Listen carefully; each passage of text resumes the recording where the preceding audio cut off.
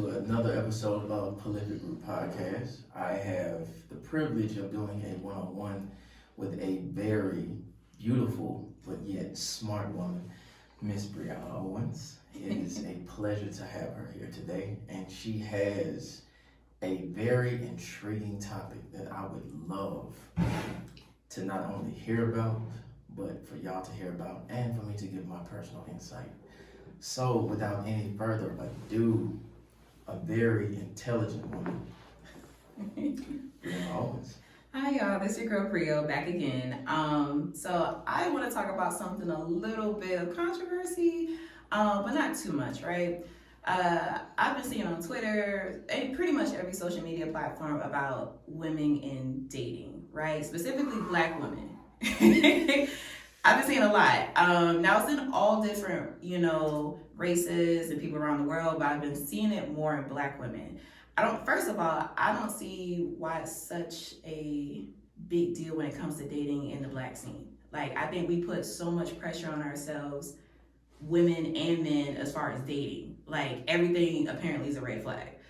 But specifically, I want to talk about, there's videos on social media where they're talking about, like, women, Black women, they're talking about their stories of how they were broke, they didn't have a job, or they had a job, they were upset with it, and just basically, like, just kind of living paycheck to paycheck. But for some odd reason, this one guy that just swooped in and is talking about, oh, like, he's safe, like, he told me, he called my boss, saying, she's quitting and this and that, and like moving with the person, and basically he just took over her whole life and he basically pays for everything, and she's now a full-time content creator and she wouldn't be able to do it without him. Sounds like a very nice fairy tale story, like, oh, he saved her, it was, Superman. But then there's also a thing going around on Twitter specifically where there's a lot of feminists, like a group of feminists, that are making these stories and it be absolutely false. Like, there's no truth to it whatsoever. And yeah, that's the tea on that. It's a lot of, conversation saying like, wait, how is this real? And it's not real in a sense. It's feminists that are getting somewhat of a kick out of selling a story to women that are wanting these type of men when they don't exist. So, any thoughts on that? Well, first and foremost, I can say in regards to us specifically with wanting the unicorn, a lot of that, it stems from societal standards and or European beauty standards. The concept of the Superman plugged into our subconscious, it comes from literal European, mass media, propagated politics, all that comes from viewing, the white American dream, or, the characteristics or societal norm of what a man, quote unquote, should be comes from, European standards, white male standards, white women standards. And at some point, it's become a social norm because it's been jammed into our subconscious for so long that our women believe it to be true. My Black women believe it to be true, versus developing their own sense of existence, perception of their own accord. I think that is the first reason why we are in the shit that we in. Step one to breaking the chains. I mean, yeah, I can look at it from that approach. It's just, I don't understand, like, well, one, when she was talking, say if the story is true or not, you know how rare that is for a man to come in and just swoop you up and change your entire life. Because one thing about it, that's going into like a next topic under the umbrella, right? I'm tired of women, especially Black women, saying they have a million more options. I'm tired of that. Because in hindsight, you really don't. You probably got a few, a couple. Careful, they're gonna call you a pick-me. I don't care. Full disclaimer, if y'all wanna argue with me, y'all can argue with your mama first, not me. I'm here to tell just my opinion about the whole thing. But in hindsight, if we're gonna be factual, a lot of women and men do not have plenty of options, right? Say I'm just saying. Niggas y'all included. Just say most women's ideal guy, over 6 foot, and we're talking about black women, over 6 foot, black of course, makes over 6 figures a year. He's athletic build. He is family oriented. Like he's everything. He's basically everything in a nutshell, right? Do you know how rare it is just for 2 of those options of being a man that's over 6 foot and making 6 figures a year? I mean, it's only 2% of the world that's over the height of 6 foot. Man, getting into, not only the financial aspect of it, but access to said resources that are contributing factors to get that athletic build in America alone. Like maybe Europe, I give you maybe a little bit more leeway in Europe because they have, better organizations than the FDA. Trash. But, to have knowledge and insight to want to get the food, be able to afford the food, especially in this level of inflation, when being rich is less than a 2% chance to build yourself to that build, to get yourself to that athletic build, yet alone having the willpower, the ability to learn how to concentrate, to go to the gym after getting your ass whooped for 8 to 12 hours out the day. Yeah, that's not to make an excuse. I believe in the sentiment of, get up and get it, No, but in a sense, like the average American only makes $52,000 a year. Like that's the average. So my thing is when you're saying you have plenty of fish out there in the sea, you really don't, because now we have, because what's her name? Kendra G. Cynthia G? No, is it Kendra? Is it? I thought it was is this?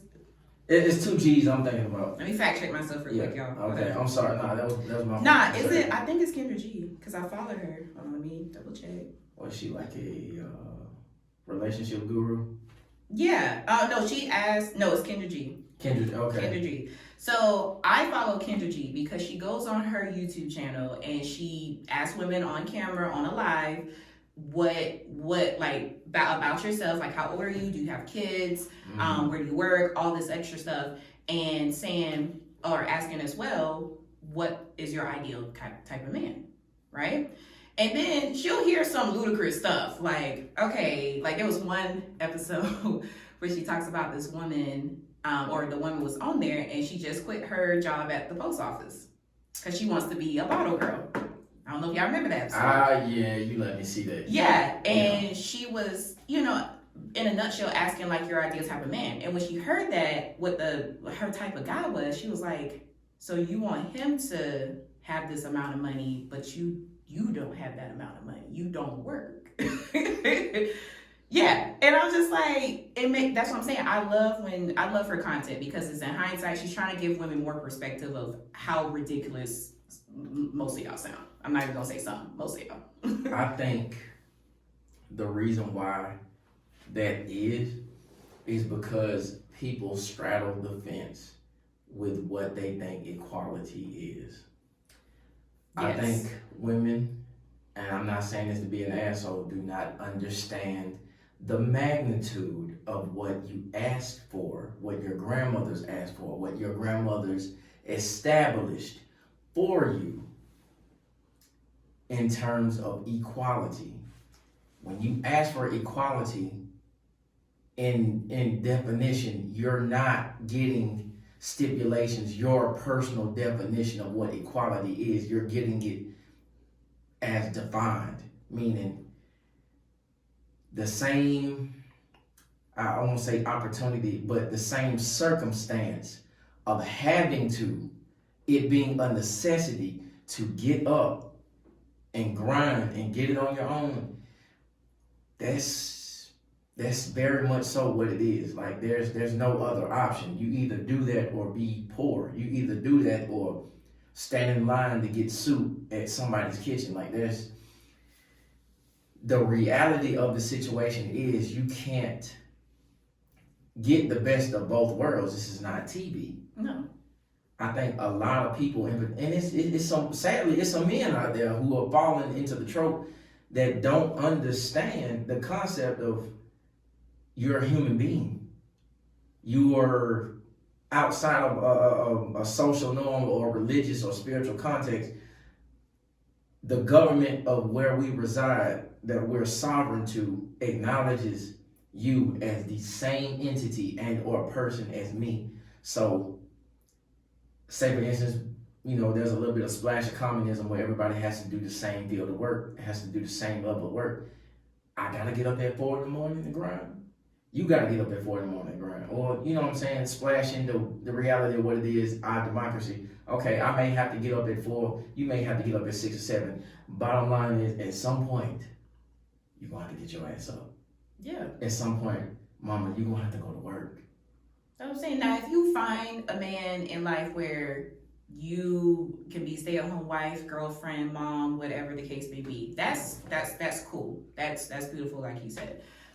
But do you know the percentage of that actually is like legit?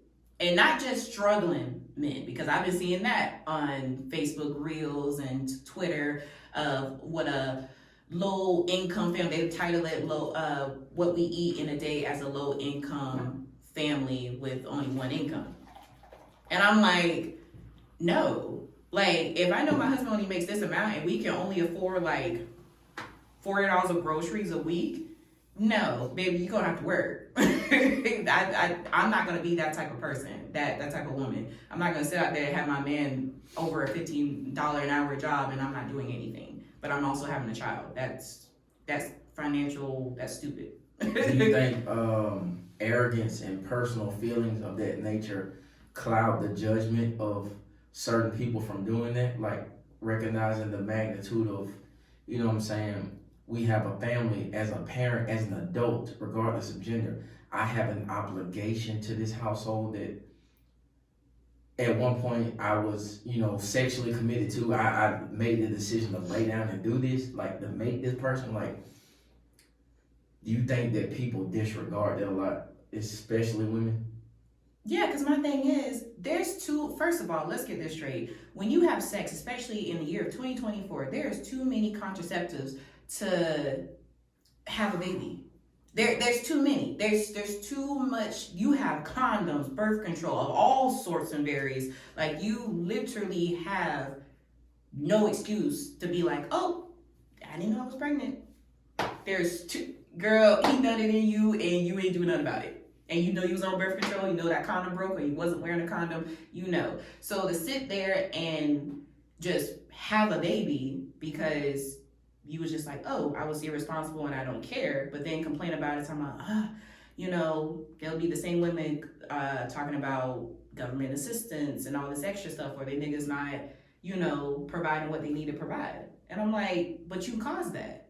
Yes, it takes two to tango, but as a woman, and only my women really gonna get this, as a woman, you know how to stop certain things in your life and prevent certain things. We have talks with our, doctors, our friends, our family, even your past, like old family members, like your grandmother and your aunt, of what they used to do, because it was very different back in the day. My grandmother, she had 7 kids. There was no like condom wearing and stuff back then. It was nothing about that. But my girl was born in the 30s. So 40s. That's what I'm saying. Yeah. So in the year 2024, for you to sit there and just be like, oh, like you just chose to struggle financially because you were just irresponsible and just, quite frankly, dumb. I don't understand that. I don't think they are being dumb. I think they make that decision because of what, Delulu? Not necessarily being delusional, but because they have a sense of security in being coddled.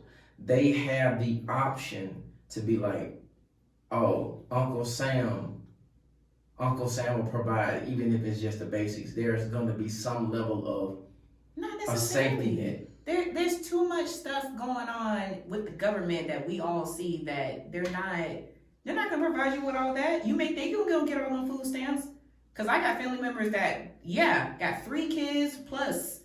No, it don't work like that. A lot of people don't think about, like, politics is a very vast subject. And there is a very blurred line of, elaborate study in comfortability for social survival.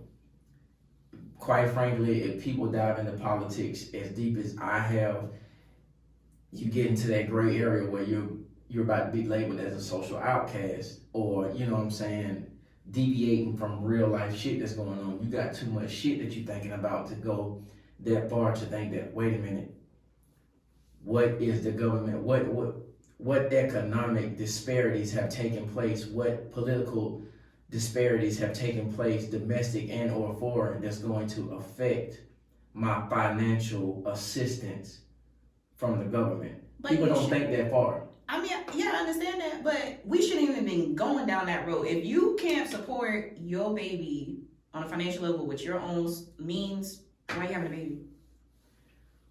Why are you having it? Honestly, I totally agree. That's what I'm saying. Why are you having a child with all this? But I mean, at the end of the day, it's like, listen, you choose what to do with your body, but you can't sit here and say, oh, I didn't know, or just play delulu about it. No, you knew when y'all had sex, you knew what happened in that, what all that. So it's cool. It's like, but don't sit there and play delusional about it.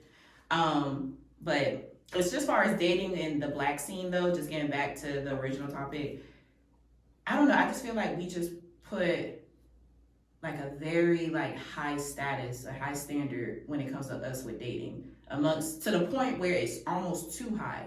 Everything is a red flag. Like, oh, he didn't, pull the chair out for me, or he didn't give me flowers on the first date, or he, just little stuff is a red flag. Why is that? Why is that a red flag? It's just, I think maybe because... For the sake of controversiality, for the sake of, having the power to be like, oh, okay, I cut you off first. It's a game. It's a comedic, satirical thrill. It's a trend to do that. It's honestly, not funny. It's honestly because they don't realize how surreal it is in their younger years. It's a social norm. It's not funny when you 80 years old and not married. But the game of longevity is not like that. Is like, how you said it's a 2% chance that a man is in a certain tax bracket in America. The fact that somebody could have moral fiber to that degree, or moral ambiguity to that degree, where longevity is a part of their being to that degree, where they see that themselves are, elderly with an older person or not with an older person, that's very, the chances and percentage of that is very low. Especially with, people, women of certain backgrounds. I've seen this, nurses or RNs or whatever they may be, projecting that or saying in the media that, oh, there are plenty of black men getting their ass wiped at nursing homes and this, that, and the third. Y'all more likely to be alone, and this, all this other crazy bullshit. It's that fans the flame of negativity, that fans the flame of delusion, and I'm just going ahead and point out the unnecessary evil that's in the subconscious of our people. Yeah, it's the whole thing of, you see a red flag on the first date or whatever. Because the first date is always awkward. I don't care what nobody says. Like, a lot of people be like, oh, I always have great, amazing first dates. I'm like, okay, unicorn. Okay. But I don't know about anybody else, but my first dates have not been, I wouldn't say they were bad, but it hasn't been the greatest date that I've been on. Everybody's nervous when you go on a first date. But in terms of when you find just a couple red flags, you're just like, oh, there's plenty of fish in the sea. Because, sis, it's really not. Where are you fishing? Yeah, where are you fishing? Because like I said, there's only 2% of the world that is taller than the height of 6 foot. So what is it, 7 billion people in the world? Yep, going on 8, 9 billion. Yeah, but if we just do that by 2%, what is that, 7 million? And that's not black. All that 7 million is not black men. And they damn sure all of them are not making over 6 figures. So when you have a high standard for yourself, which you should absolutely have the higher standards for yourself when it comes to finding your partner. But at the same time, you got to be realistic about it and be like, okay, look at like Kendra G. She always says, like, what do you look like? Like let's see like a full body turn and everything like that, because physical attraction does play a part. I don't care what anybody says. Primal. Yeah. Carnal instinct, yeah. Yeah, you can always say, oh, I only look at his heart or like his personality. No, sis, you're not gonna be with somebody that's ugly. Point blank period. You're not gonna be with somebody that's ugly. They may not be ugly to her, right? Yeah. But she's physically attracted. You're physically attractive, but at the end of the day, you're not gonna want to bring around somebody that is ugly and your friends are like, or your family's gonna. Yeah. Because everybody auntie, everybody got that one aunt or uncle be like, damn. Yeah, like. What you doing there, Phil? Yeah, like, are you okay? Like, is this just a pity? Like, what are you, what are we doing? Mm-hmm. But the whole thing about women and the options, you have to look at yourself and be like, am I of stature to even obtain those type of options, right? You have to look at yourself like Kendra G. She was like, or even, I hate to say it, Kevin Samuels. Man, okay, so with your options, I got a question. Okay, so it's just like, do women realize, like, as far as options with the men that they're selecting, do they realize what category they're in? Because I came across a certain topic today, as far as in a men group, like in a group of men, there are women who are fun options, meaning they just get sexed. A lot of women blur that line as to having options because they're willing to lay down with her versus a man providing substance and, throughout the entirety of the relationship, not just laying down with you, but in every other aspect of a relationship with love, reciprocity, affirmation, gifts. Like, do a lot of women realize that? Like, just because you say you have options, do you realize what option you are? I want to say yes and no, because I do hear an equal amount of, they play a little delulu, because most of the time I hear like, oh, he know what it is.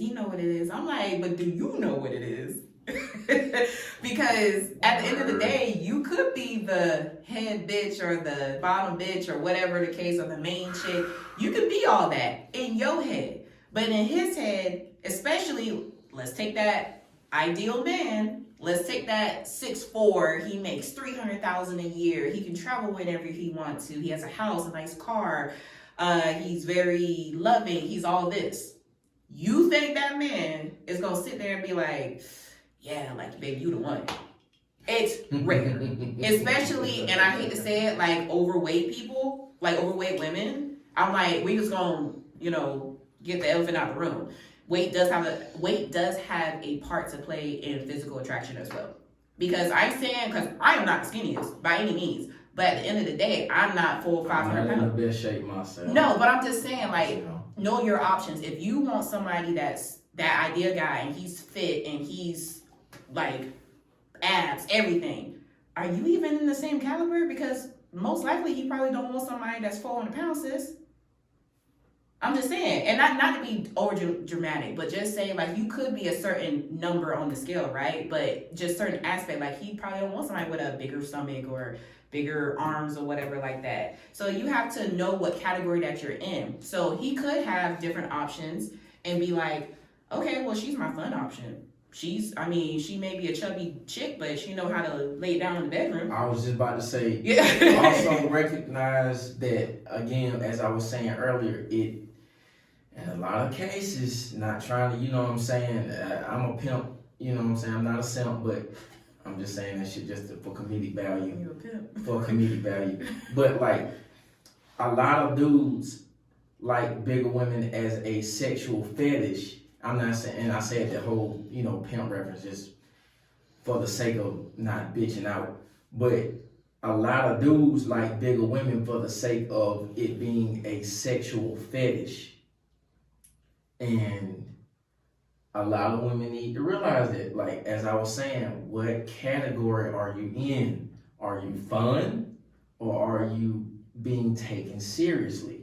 And I always ask. I'm just like, listen, are you dating anybody? Are you what is your intentions with me? And a lot of dudes, they don't realize like how blunt I am and how honest and open and direct. Because for me, I don't like to waste my time, especially my time. I don't like to waste anybody else's time. So if all you want to do was just hit it and quit, let me know. And I have the option to say yes or no. Probably gonna be a no. But I mean, yeah, that's how we don't waste each other's time, because a lot of it is just communication. You have to, as a woman, stop being delusional and ask that man directly. And if you feel like any ounce of, he ain't really answered my question in a direct manner. He really was kind of like, you know what I'm saying? Yeah, we cool. Like, when they start just being around the bush, sis, you got your answer. It was an indirect answer, but you got your answer. So stop being delusional and actually have communication with the person that you're dealing with. So, but in a nutshell, I just feel like Black women, and women too, I'm just gonna say all women, we need to actually stop being delusional when it comes down to there's plenty of fish in the sea, and actually categorize ourselves into which category do we fit in when it comes to the dating scene. Because as much as I love Idris Elba, one, he's married, but it's not like, I can go out there, because look at his wife. I look nothing like his wife. But that's not to say like, I'm not pretty or beautiful. It's just he has a preference of different women. So, oof, and that's a subject for another day. How they ridicule rich Black men and their preferences. That's another generalization as to what all Black men desire. That's another. But anyway, y'all, we're gonna wrap it up here. Hope you guys liked what we talked about today. Again, this is not an argument type of setting. If you want to argue with your mama, not us. So don't go in the comments, don't be, on your social media, whatever. If you want to have a conversation between like differences of opinion, we can. But that whole bashing and, you a bitch or this and this and that, you will be blocked. We don't stand for that. So I might argue with your ass. I mean, I might argue with you a little bit, depending if I'm busy that day. But but argue with your mama, not us. We have our own opinions. So if you have a difference of opinion, comment down below. But don't, all that name calling. Let me know. Intellectual rebuttal. Don't get in your feelings. Yeah, stop getting in your feelings.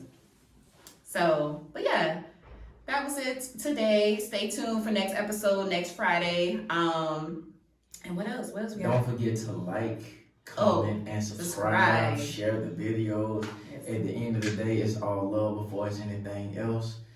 And as always, this is Prolific Group Podcast, and this is the lovely, intellectual, and smart Brianna Owens. And I am Amari Rakestraw. So, like, comment, subscribe, and, see my hot takes on my music every now and again. Peace.